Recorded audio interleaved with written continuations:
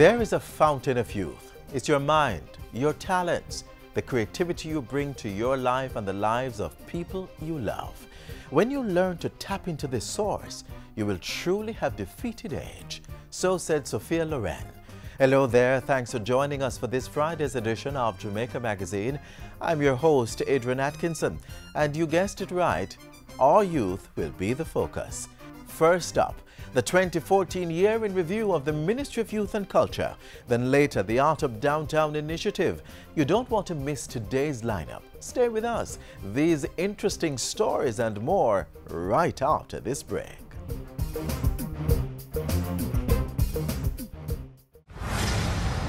Are you being promised lots of money, trips overseas, marriage, gifts and other benefits without strings attached? What of jobs with excellent salaries but require no experience?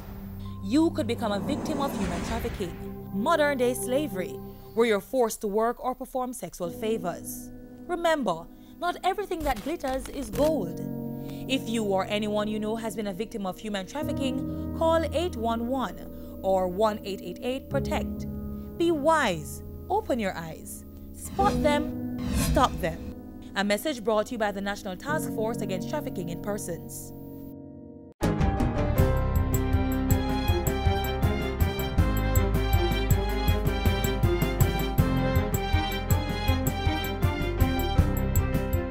Good day, I'm Stacey Ann Smith, and this is your GIS News for Friday, January 23.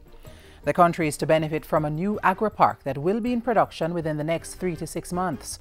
Prime Minister Portia Simpson Miller made the announcement on Tuesday as she addressed the opening of the 10th Jamaica Stock Exchange Conference on Investment and the Capital Markets. The new agri-park is located at Nonsuch in St. Mary and is an addition to the 9 locations originally targeted. Nonsuch will be the 9th agri-park to come into full operation as other logistics works continue to facilitate the rollout of one of the originals, Mailersfield Park in Westmoreland.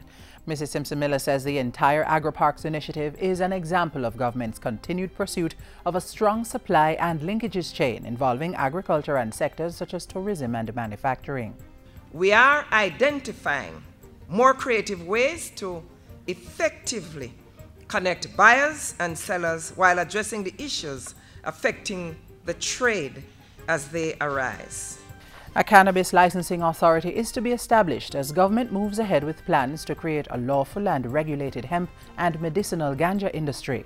The Cannabis Licensing Authority will, with the approval of the Minister responsible for justice, make regulations treating with, among other things, procedures and criteria for applying for and retention of licenses, permits, and other authorizations for cultivation, processing, distribution, sale, and other handling of ganja for medical, scientific, and therapeutic purposes. Establishment of the Cannabis Licensing Authority is one of the provisions in the Dangerous Drugs Amendment Act 2015 approved by Cabinet on Monday. Other provisions in the 2015 bill include the decriminalization of ganja for medicinal, religious, and scientific and research purposes.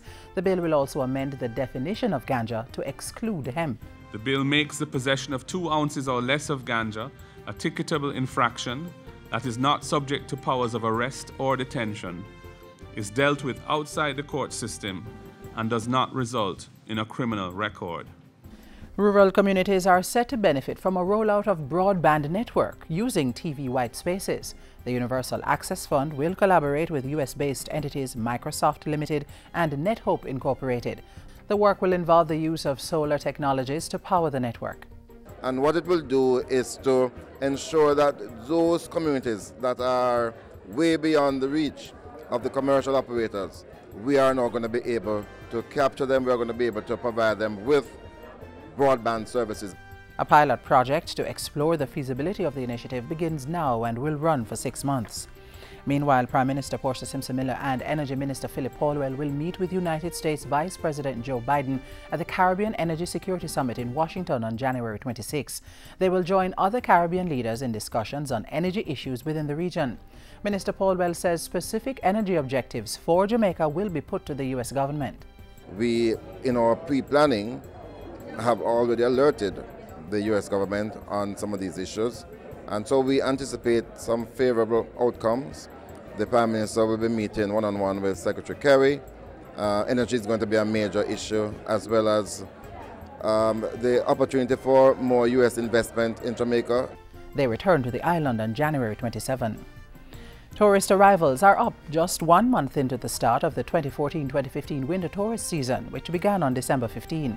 Portfolio Minister Dr. Wickham McNeil says preliminary figures for the first 2 weeks of 2015 are indicating that arrivals are up by over 5% compared to the previous year.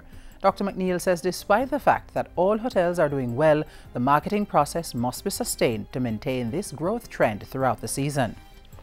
Debate has started on the Constitution Amendment Local Government Act, which seeks to entrench local governance in the Constitution. Portfolio Minister Noel Arscott opened the debate on the bill in Parliament on Tuesday. The changes proposed in this legislation are the best means of accommodating local government as an active, functional organ of development within the Constitution at this time. Under the legislation, local authorities will be given the ability to perform regulatory functions to facilitate the management, improvement, and development of the resources of local communities. And finally, coordinated border management, an inclusive approach for connecting stakeholders, is to be the focus of activities marking Customs Week 2015. The week will be observed from January 25 to 30, with activities beginning this Sunday with church services in St. Catherine, St. Anne and Montego Bay. The week of events will highlight the Jamaica Customs Agency's trade facilitation, integration, communication and border security objectives. And that's it for JIS News Today. I'm Stacey Ann Smith. Thank you for watching.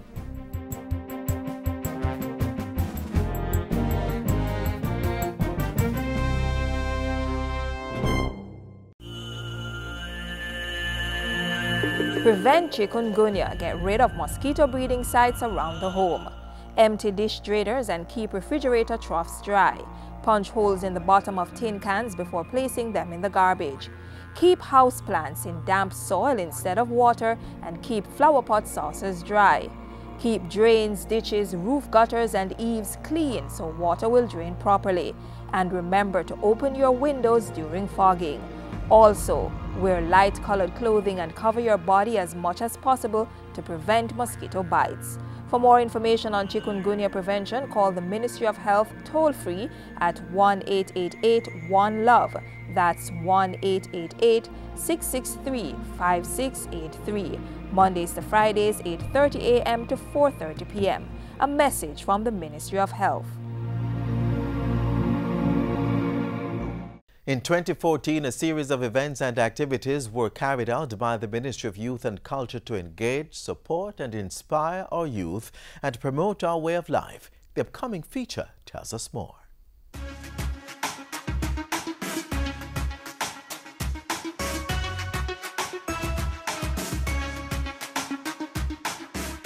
Ensuring child and adolescent care and protection, engendering youth empowerment, and enhancing brand Jamaica. Some of the areas of focus for the Ministry of Youth and Culture in 2014, and from all indications, targets set were achieved and even surpassed in some areas. Focused, strategic, and deliberate. We cannot and we will not leave it to chance.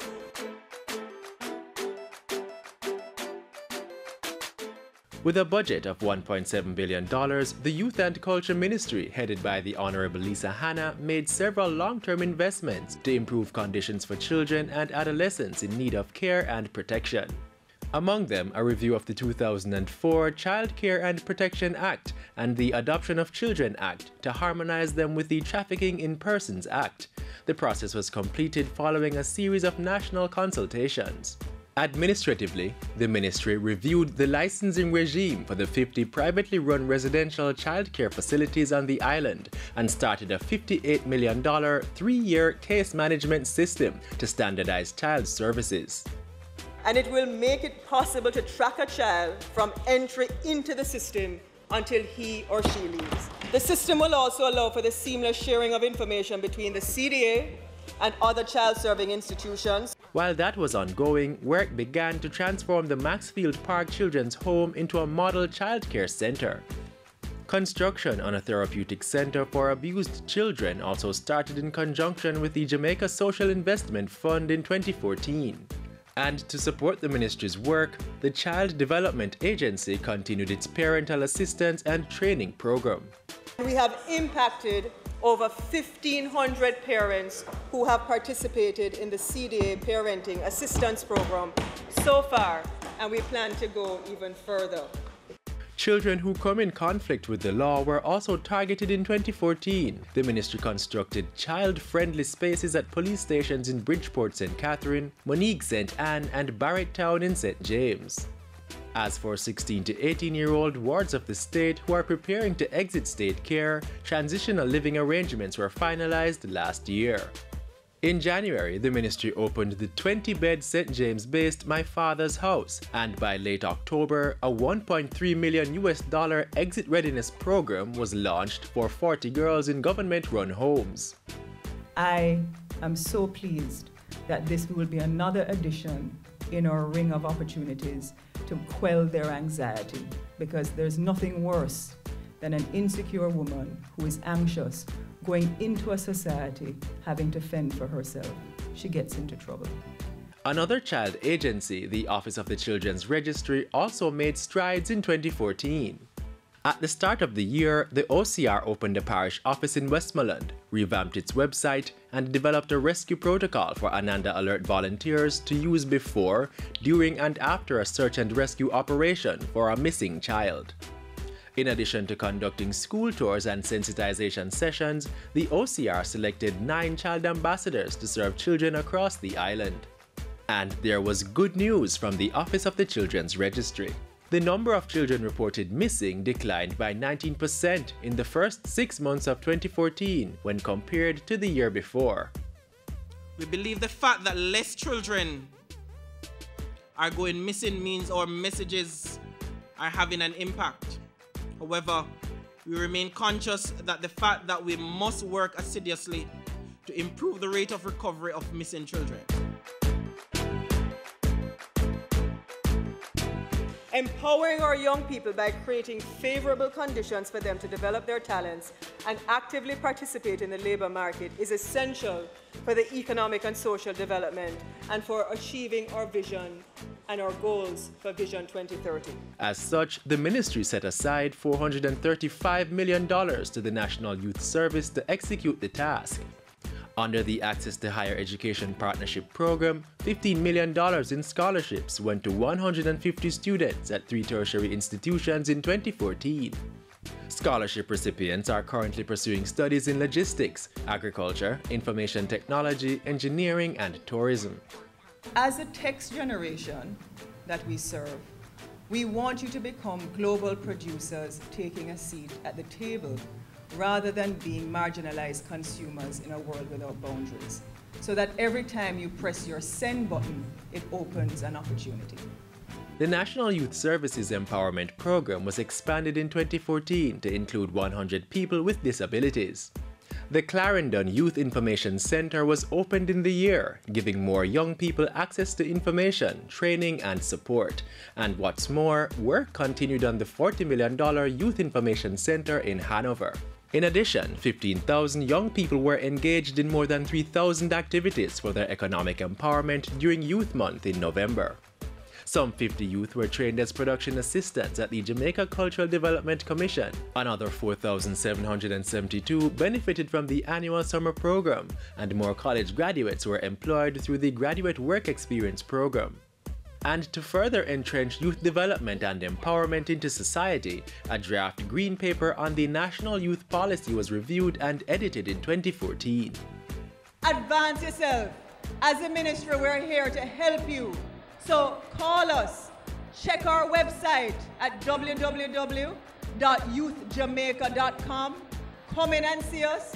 I am your minister and I'm here to serve you.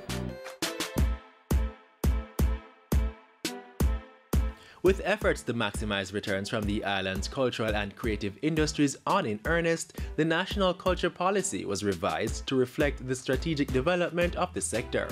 The 2014 festival program was expanded to include 6 days of stellar events under the banner This is Jamaica, My Jamaica, culminating in the annual Grand Gala celebrations at the National Stadium. To increase civic education, the Culture Ministry opened 2 new spaces, the National Gallery West in St. James and the National History Museum at the Institute of Jamaica. In 2014, Professor Mervyn Morris was named Poet Laureate, and 9 outstanding Jamaicans received Musgrave medals. And in a bid to raise the island's profile, the ministry successfully submitted the Blue and John Crow Mountains to become World Heritage Sites.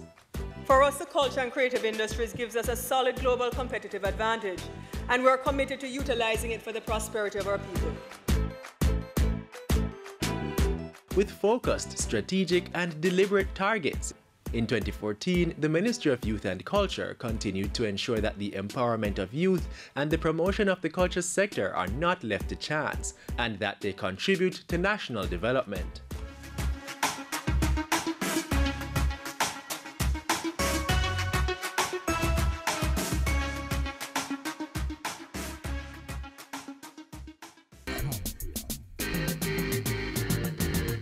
Stand up and get in the race. I can become the master of my destiny. Step up your stride, make we work like a harder. Do it like Veronica, more than a supper. We can rise above the challenges and shine. Was with passion in your heart. Make a plan and stop all the idling. You think I saw we reach a aging?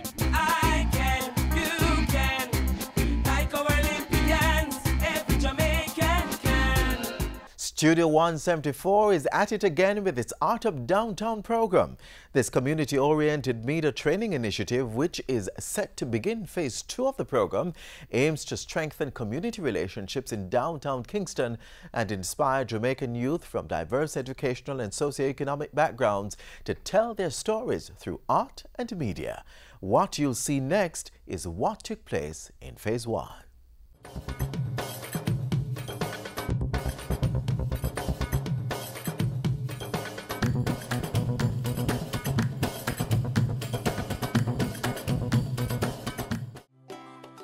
Art calms the soul and makes the impossible possible. That's why the Ministry of Youth and Culture has been using art as therapy to reach youngsters who were once thought to be unreachable. One of the ministry's art therapy partners, Studio 174, has since 2006 been a haven for young persons seeking an outlet for their artistic expression. On today's episode of The Arts Page, we look at the studio that's been making a name for itself in downtown Kingston, not too far from the famed Kingston Harbor.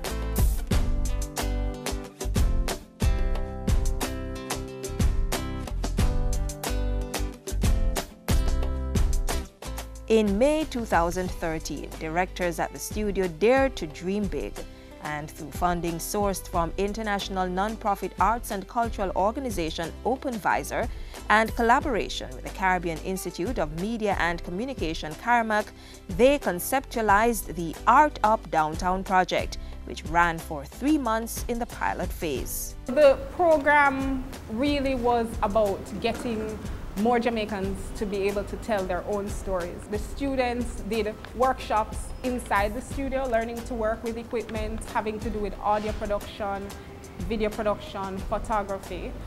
And they also did a lot of work on the road.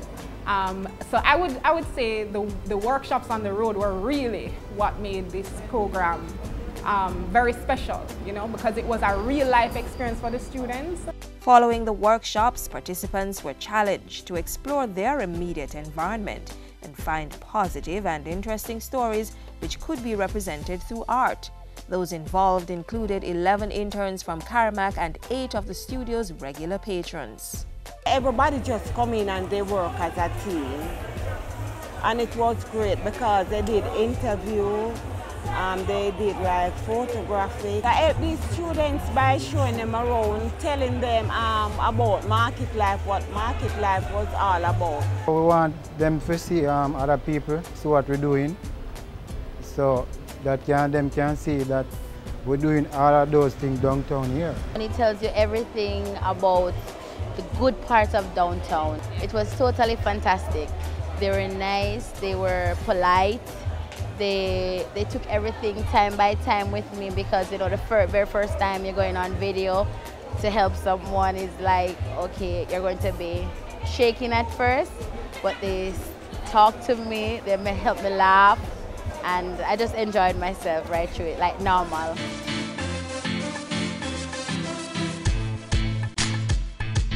The exciting interaction between these budding artists and their subjects gave birth to a comprehensive exhibition that found a home within the walls of the studio, showcasing artwork inclusive of drawings, paintings, pictures, video and audio representations of life in the bustling town center. We went through audio production, photography and video production. That entailed learning how to do stories, interviewing persons on the street for your audio stories, going on the street again, taking pictures of the buildings, of the people, and learning how to tell a story through pictures, be it one picture or three, and tell a story. And then with video production, what we learned was to tell a story now with video, how to express emotion, how to express the ideas of people, vox pops. They were very excited about it because this is equipment that they've seen but never touched or operated. So they're really excited about it. They caught on quickly. My skills in videoing, editing has improved. I learned about audio.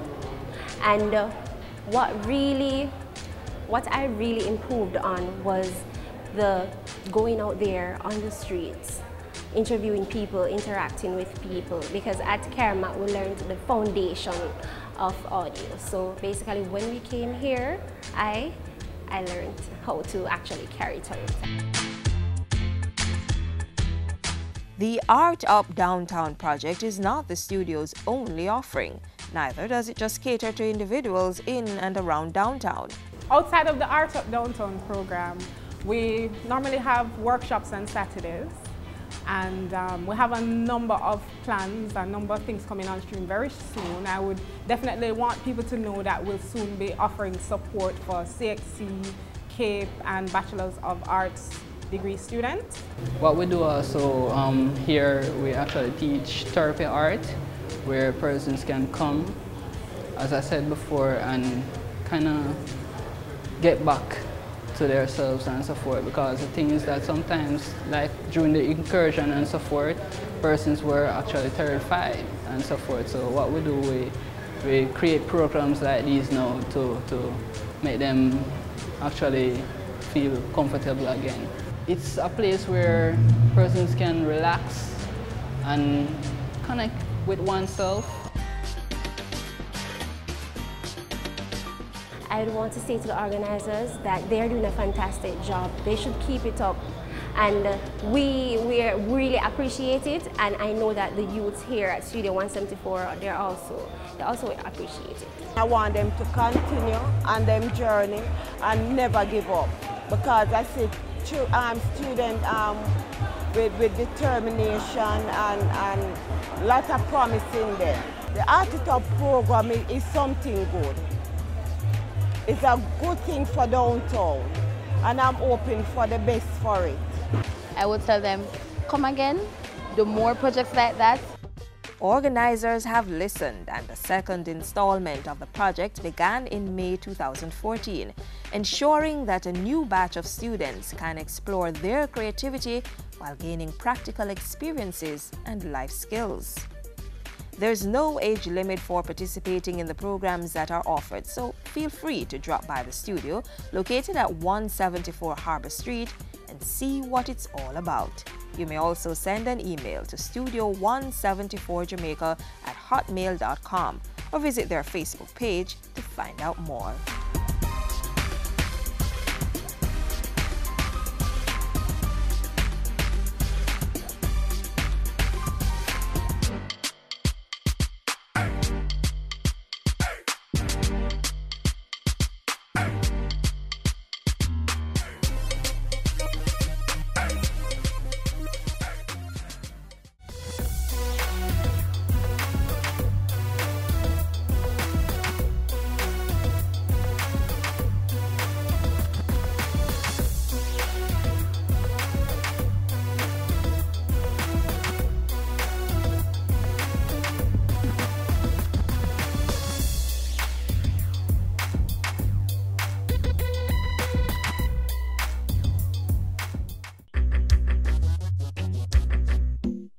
Nutritious food, succulent dishes, superior workmanship, and excellent service. Jamaica is on the go. Let's grow what we eat and eat what we grow. Let's harness the indomitable spirit of our most valued resource, our people. Let's support our local businesses. After all, buying Jamaican means building Jamaica. Original.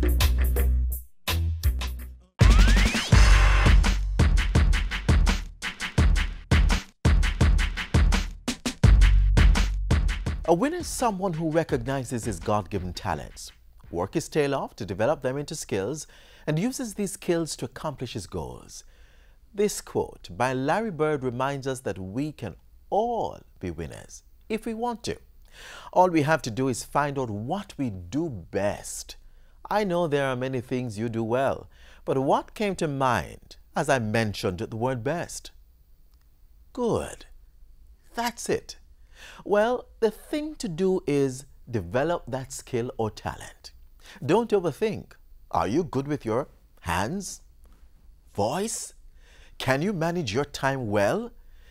Then you could be the best hairdresser or florist, the best singer or TV presenter, the best events planner or executive secretary. So what are you waiting on? Go right ahead. Show the world what you have to offer and play your part in building our nation through creativity, innovation, and hard work.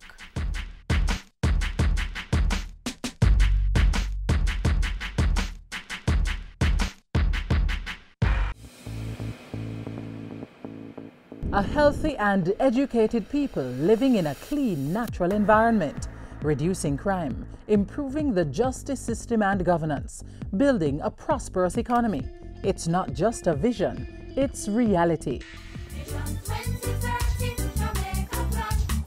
Learn about the plan. Join the vision. My country, Jamaica, has a rich heritage and is very unique.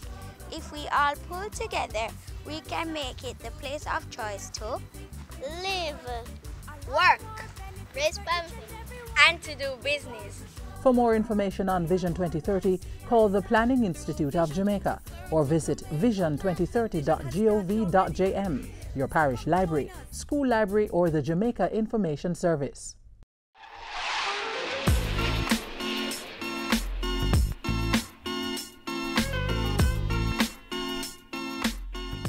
And that's all the time we have for today. But fret not. There's tomorrow, the day after that, and the day after. A daily package for your viewing pleasure.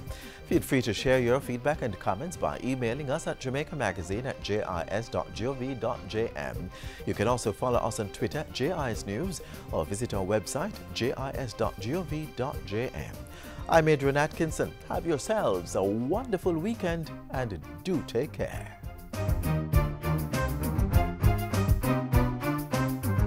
This has been a production of the Jamaica Information Service, the voice of Jamaica.